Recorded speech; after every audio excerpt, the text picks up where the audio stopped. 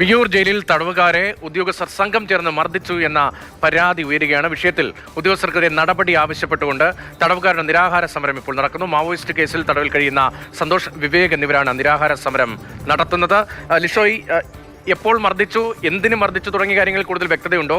Jail ഉദ്യോഗസ്ഥരുടെ പ്രതികരണങ്ങൾ ഉണ്ടാകാറുണ്ടോ? സംസ്ഥാനത്തെ ജയിലുകളിൽ നടയടി മാത്രമല്ല ചില കേസുകളിൽ പെട്ട് എത്തുന്ന ആളുകളെ തടവുകാർ തന്നെ മർദ്ദിക്കുന്ന സംഭവങ്ങൾ, ജയിലിലെ ഉദ്യോഗസ്ഥർ മർദ്ദിക്കുന്ന സംഭവങ്ങൾ, അത്തരം സംഭവങ്ങളൊക്കെ നേരത്തെയും കേട്ടിട്ടുണ്ട്. ഇവിടെ എന്താണ് സംഭവിച്ചത്?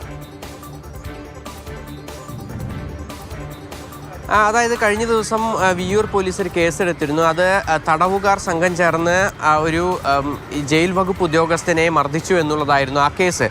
പക്ഷേ ആ കേസുമായി ബന്ധപ്പെട്ട് തുടർ നടപടികളൊക്കെ തന്നെ പോലീസും ജയിൽ വകുപ്പും സ്വീകരിച്ചു വരികയാണ്. അതിനിടയിലാണ് മറ്റൊരു വിവരം കൂടി ജയിലിൽ നിന്ന്, അതിസുരക്ഷാ ജയിലിൽ നിന്ന് പുറത്തു വരുന്നത്. ഈ സംഭവത്തിൽ ഈ തടവുകാരെ ഈ ജയിൽ ജീവനക്കാരാണ് മർദ്ദിച്ചത് എന്നുള്ളതാണ് ഇപ്പോൾ അതിൻ്റെ അടിസ്ഥാനത്തിൽ അവിടെ വിയ്യൂർ ജയിലിൽ 2 തടവുകാർ നിരാഹാര സമരം അനുഷ്ഠിക്കുകയാണ് എന്നുള്ളതാണ് നമുക്ക് അറിയാൻ കഴിഞ്ഞത്. ഈ വിയ്യൂർ അതിസുരക്ഷാ ജയിലിലെ ഉദ്യോഗസ്ഥരാണ് സംഘം ചേർന്ന് മർദ്ദിച്ചു എന്ന് വിയ്യൂർ ഇത്തരത്തിൽ ഇപ്പോൾ വിവരങ്ങൾ പുറത്തു വന്നിരിക്കുന്നത്.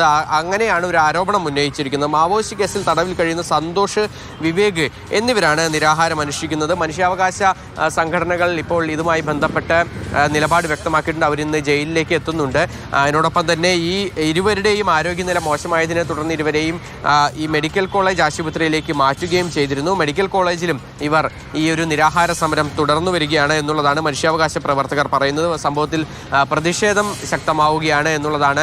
അതിൻ്റെ ഭാഗമായി ഇന്നിപ്പോൾ കൂടുതൽ മനുഷ്യാവകാശ പ്രവർത്തകർ ജയിലിലേക്ക് എത്തുകയും ജയിൽ ജീവനക്കാരുമായി സംസാരിക്കുകയും ചെയ്യുന്നുണ്ട് എന്നുള്ളതാണ് നമുക്ക് അറിയാൻ കഴിഞ്ഞത്. എന്തായാലും കഴിഞ്ഞ ദിവസം ഈ തടവുകാർ മർദ്ദിച്ചു എന്ന് പറയുന്നു.